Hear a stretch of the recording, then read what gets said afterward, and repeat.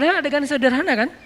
Dan gak ada paksaan juga karena udah dikasih bantuannya baru ngomong masuk Islam dong Nek gitu. Cuman dia takut ini terjebak dalam pemaksaan sehingga semalaman gak bisa tidur. Dosa, bahkan bisa gak dibilang dosa. Kesalahan kayak gitu aja bikin Umar gak bisa tidur. Kebayang gak kesalahan yang lebih gede dari itu? Sampai ada seorang ibu-ibu yang masak batu tuh, ngerebus batu karena anaknya kelaparan. Terus Umar lewat, ibu kenapa ibu ngerebus batu? Karena saya nggak punya makanan, terus mau ngerebus apa lagi? Terus ngapain direbus batunya kan nggak akan matang-matang juga. Ini hanya untuk membuat anak saya berpikir bahwa saya lagi masak makanan, dia nggak akan nangis lagi sampai dia tertidur. Kasihan banget nasibnya. Anaknya sampai harus berpikir, Mak lagi masak apa? Nih, lagi masak nih, ntar ya tunggu ya, ini udah mendidih nih. Oh ya ditunggu sampai tidur. Lalu dia bilang, saya akan tuntut Umar di hadapan Allah nanti di akhirat. Langsung gemetar Umar. Umar itu pasti lebih tangguh daripada Habib kan? Yang kalau nyekek McGregor, kalau Umar cuma giniin doang paling. Kenapa? Setan aja takut sama Umar. Kalau ini kan baru McGregor yang takut sama Habib nih. Ini setan takut sama Umar. Umar lewat, setan kita ngambil jalan itu aja. Malas ada Umar lewat situ. Setan. Dan setan itu kan banyak yang tangguh-tangguh juga kan. Kayak setan petarung, setan apalah banyak. Tapi nggak berani sama Umar. Tapi orang setangguh Umar ketika perempuan ini mengatakan saya tuntut Umar di hadapan Allah. Dia nggak tahu kalau itu Umar. Saya tuntut Umar di hadapan Allah nanti di akhirat. Umar langsung datang. Ibu kenapa ibu pengen nuntut Umar? Karena dia yang memimpin kami tapi dia membiarkan kami terlantar dan kelaparan. Umar langsung gemetar, nangis, langsung dia lari menuju ke Baitul Mal, dia cari gandum, dia pikul sendiri gandum itu seorang diri. Pembantunya pengen memikul gandum itu, dia mengatakan, apakah kalian sanggup memikul dosa saya nanti di hari kiamat? Pembantunya juga orang-orang soleh yang beriman, enggak akan berani, ya udah sendiri aja udah. Karena kalau udah bawa-bawa dosa kan gak ada yang berani ya. Ini hidup bersama orang-orang soleh itu kayak gini teman-teman. Jadi satu negara, satu masa, semuanya soleh. Jadi semua yang kita dengar itu adalah tentang Allah, Rasul, akhirat, surga, neraka. Jadi kayak indah gitu hidupnya teh. Nah, akhirnya Umar memikul sendiri, langsung bukan cuma mikul taruh, Bu udah ya, udah gak ada lagi urusan dengan Umar ya. Enggak, langsung ibu ganti batunya buang aja. Masukin terus diaduk sama Umar sampai jadi roti, disuapin kepada anak kecil yang tadi udah kelaparan banget. Sampai udah beres, baru Umar pergi. Setelah Umar pergi, pembantunya mengatakan, Bu, ibu tahu nggak siapa orang tadi? Siapa? Dialah Amirul Mukminin Umar bin Khattab. Ibu itu tersenyum dan mengatakan, ya Allah, saya cabut tuntutan kepada Umar bin Khattab di akhirat. Nggak jadi dituntut. Lalu pembantu ini memberitahu kepada Umar, Umar udah dicabut tuntutannya. Alhamdulillah sujud syukur Umar. Ini modal takut. Makanya Nabi mengatakan Ra'sul hikmah makhafatullah. Puncaknya ilmu itu, puncaknya hikmah itu adalah takut kepada Allah. Kan kita pernah dengar cerita dua orang yang jual beli tanah dulu. Gara-gara sama-sama takut pada Allah. Yang satu jual tanah, yang satu beli. Udah selesai jual beli tanah, transaksi udah beres. Yang beli tanah itu tanah kebun gitu, nyangkul-nyangkul. Nemu emas di dalam tanah kebun yang baru dia beli. Langsung dia cari saudaranya yang tadi jualin tanah ke dia. Bro gitu, akhi. Saya dapat emas dari kebun kamu. Oh alhamdulillah itu kalau gitu. Enggak justru innalillah. Coba. Innalillah kenapa? Ini kan harta kamu. Jadi saya nggak mau ngambil ini. Ini saya balikin ke kamu. Enggak. Ini bukan harta saya. Kan saya udah jual tanahnya. Tapi kan kamu jual tanah bukan jual emas. Kalau jual emas saya juga nggak akan sanggup beli. Tapi kan dengan apa yang ada di dalamnya. Tapi transaksinya nggak ada kalimat itu. Nggak ada kalau ada emas nanti akan jadi hak saya. Enggak kan. Pokoknya itu udah saya jual lah hak kamu. Enggak saya nggak berani nanti pada dituntut di akhirat. Enggak mau. Akhirnya dorong-dorongan emas. Kalau zaman kita tarik-tarikan emas, kalau dia tuh dorong-dorongan emas, ini punya kamu, enggak punya kamu. Dibilangin punya kamu, enggak. Bertengkar gara-gara enggak mau dapetin emas, kebayang enggak tuh solehnya. Kalau sekarang bertengkar karena pengen dapetin emas. Akhirnya, terus gimana nih? Pokoknya saya enggak terima. Kenapa enggak terima? Masa emas ini milik saya? Harusnya kan milik kamu. Aneh. Ini pertengkaran paling aneh dialognya. Saya juga enggak terima, enak aja kamu mengklaim itu milik saya, kan harusnya milik kamu. Jadi saling mengklaim dia enggak punya emas. Ini aneh banget nih, modalnya apa? Makhafatullah, takut kepada Allah. Akhirnya datang ke hakim, hakimnya juga bingung. Kenapa bingung? Takut kepada Allah. Karena ketika dia salah memberi keputusan, dia akan dituntut di hadapan Allah nanti. Sebetulnya gaji dia lebih kecil daripada tuntutan nanti di akhirat. Buat dia bingung, gimana nih? Ya Allah beri saya petunjuk. Gini aja deh, kamu punya anak? Punya. Laki perempuan, laki. Kamu punya anak, laki perempuan. Oh ya udah, kalau laki-laki nggak bisa. Laki perempuan oke ya, nikahin anak kalian, kasih emas ini sebagai mahar. Gimana bro? Ya terserah anaknya juga sih. Ya udah kita tanya ke anaknya. Pas tanya ke anaknya, ya aku sih terserah ayah. Cie. Udah beres. Akhirnya menikahlah putra dan putri dari dua orang ini yang bersengketa. Dan emas ini menjadikan modal pernikahan mereka. Masya Allah, makhafatullah. Kemana sekarang iman ini di antara kaum muslimin? Di mana nilai-nilai ini di antara kaum muslimin? Kenapa nilai ini sekarang adanya di Jepang? Kenapa nilai ini adanya di Korea? Kenapa nilai ini adanya di Eropa, di New Zealand? Kenapa bukan di Saudi Arabia, di Mesir, di Timur Tengah, di Indonesia yang negara dengan mayoritas kaum muslimin? Kemana semua teks-teks mulia yang luar biasa dalam Islam? Karena kita hanya menjadikannya wawasan, bukan iman. Ilmu tidak menjadi kebaikan kalau hanya sekedar wawasan di sini. Dia baru menjadi sesuatu ketika dia berasa di hati, lalu kita jadikan itu sebagai perilaku kita sehari-hari. Makanya teman-teman, ini baru satu ayat ya. Ayat 14, aduh belum sempat bahas yang lain, gak apa-apa deh ya. Arti hukma wa ilma kayak gitu. Itulah gambaran tentang Musa. Jadi kebayang sekarang gimana solehnya Musa, gimana taatnya Musa. Karena Allah sendiri mengatakan dia dapat hikmah. Itu gambaran hikmah. Dalam sisi moral, dalam sisi spiritual, itu hikmah artinya. Sehingga ketika kita tahu arti hikmah, sekarang kita kebayang gimana solehnya Musa. Kalau kita anggap hikmah itu sekedar wawasan, kita nggak kebayang solehnya Musa itu kayak gimana. Soleh banget, hal yang paling detail aja soleh. Di zaman Ibnu Mubarak, ada seorang laki-laki minjam, kalau nggak salah Ibnu Mubarak, kalau nggak salah, beliau meminjam pulpen, pena gitu, pena dulu kan dari kayu ya. Bukan pena yang bertinta, penanya doang, nggak ada tintanya. Minjam pena dari kayu tertentu gitu, kayu yang sebetulnya murah banget. Di Irak, apa di Basra apa di Kufah gitu, saya lupa juga nama ulama, nanti dicek lagi di beberapa kajian.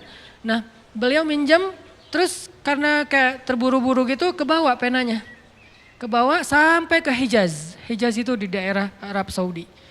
Baru pas buka-buka bagasinya, buka-buka tasnya, ini kan pena yang saya pinjam beberapa hari yang lalu.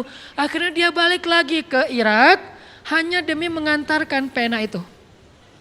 Kenapa? Ketika ditanya oleh pemilik pena jawabannya apa?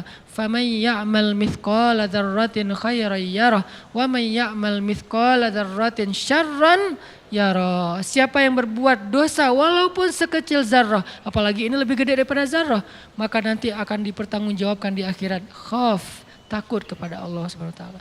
Makanya orang-orang yang berilmu itu takutnya kepada Allah itu luar biasa. Belum lagi nanti bentuk ketakutan mereka kepada Allah itu kalau baca Quran nangis.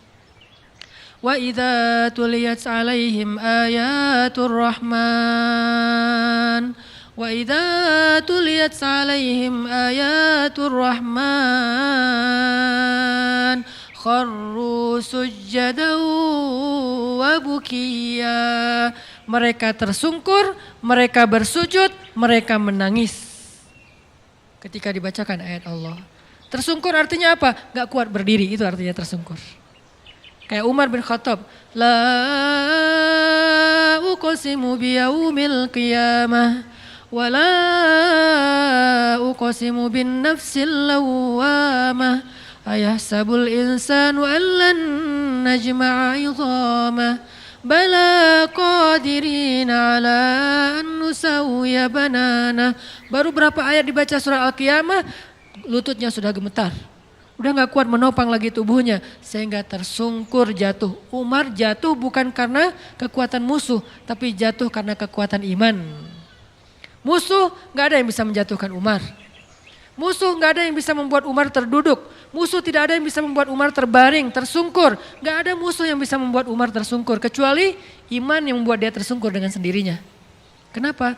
Iman Umar bentuknya khauf kepada Allah, takut kepada Allah. Sehingga ketika baca ayat ini tersungkur.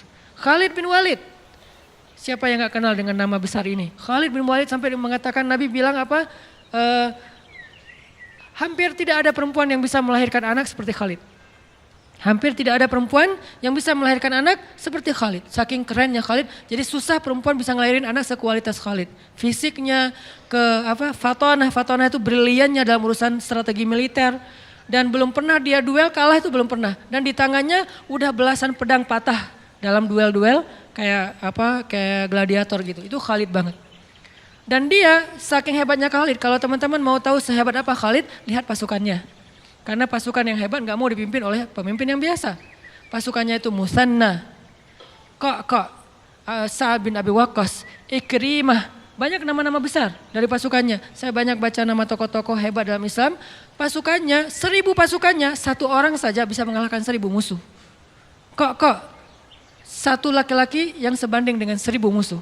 Musanna tidak akan kalah satu pasukan yang di dalamnya ada Musanna. Ini adalah prajuritnya Khalid. Kebayang gak gimana panglimanya? Prajuritnya aja kayak gini. Nah Khalid yang luar biasa dahsyatnya ketika baca surat Al-Muddathir sampai tentang ayat bapaknya yaitu Walid Al-Mughirah. Bapaknya kan gak masuk Islam dan meninggal dalam keadaan kufur. Dan sampai Allah menyebutkan neraka untuk Walid di dalam Al-Quran surah Al-Muddathir, neraka Sakar gitu. Khalid ketika membaca neraka Sakar yang disebutkan untuk ayahnya menangis 3 hari 3 malam. Kenapa dia menangis? Kan ayahnya yang masuk neraka. Saking takutnya dia, ya Allah kalau saya nggak dapat hidayah hampir saya mengikuti ayah saya. Seandainya saya keras kepala mau mengikuti semua nasihat dari ayah saya, bagaimana seandainya ayat ini menyebutkan tentang saya ya Allah. Saking takut dan bahagianya campur aduk, dia menangis 3 hari 3 malam. Karena dia kebayang, dia hampir seperti ayahnya. Karena di antara anak-anaknya Walid, Khalid itu kesayangan ayahnya. Sebagaimana Umar kesayangan juga ayahnya. Ini tokoh-tokoh yang kesayangan ayah mereka masing-masing nih. Karena kesayangan ayahnya, dia apet banget sama ayahnya. Kemana ayahnya pergi, dia pergi. Apa yang ayahnya bicarakan, dia bicarakan. Apa yang ayahnya anggap benar, dia anggap benar. Gak pernah berselisih dengan ayahnya kecuali tentang Islam. Gak pernah berselisih dengan ayahnya kecuali tentang Islam. Itu juga setelah ayahnya meninggal baru dia berselisih.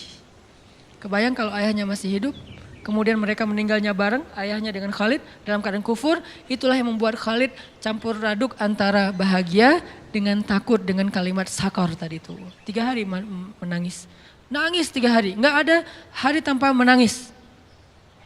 Kenapa nggak diterusin Ustaz nangisnya? Karena setelah 3 hari dia dikasih tugas militer, udah nggak sempat mikirin nangis, sekarang mikirin ekspansi dakwah. Artinya Khalid ini orang-orang yang takut kepada Allah. Belum lagi nanti nama-nama yang lain. Ketika mereka membaca ayat, membaca hadis atau apa, jangankan mereka, malaikat aja, Jibril menangis di depan Nabi. Ketemu Nabi matanya bengkak, ketemu Nabi matanya merah. Nabi nanya, "Mabik ya Jibril, malham."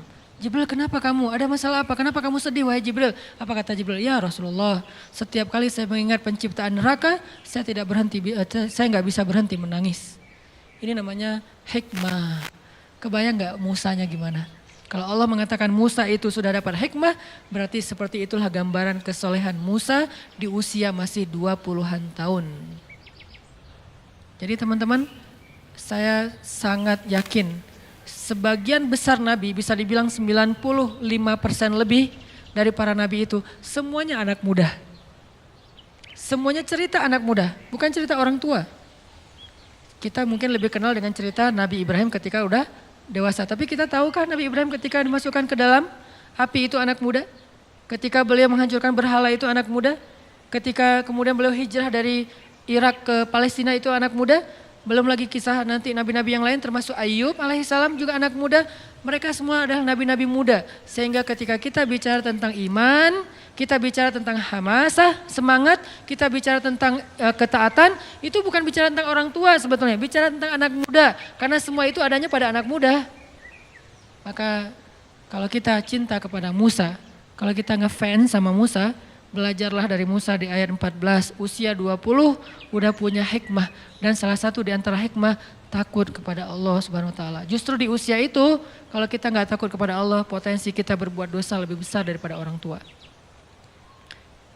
Ya, jadi mungkin malam ini ayat 14 aja dulu ya. Insya Allah pada kesempatan lain kita kembangkan lagi, namanya juga bedah. Bukan tilawah lagi, tapi tadabur. Jadi nggak usah terburu-buru, tapi mudah-mudahan kita dapat banyak ilmu, hikmah dari apa yang kita bahas, terutama dari sosok Nabi Musa alaihissalam. Salah satu nabi yang saya ngefans berat, sehingga sering saya cerita-cerita kan. Selalu cerita Musa kecil, Musa dewasa, Musa remaja. Karena emang buat saya sih, Musa itu salah satu nabi yang paling keren lah di antara para nabi, walaupun semuanya keren-keren. Mudah-mudahan kita bisa mengamalkan apa yang kita dengar. Semoga Allah Subhanahu wa taala mengistiqomahkan hati kita di jalannya.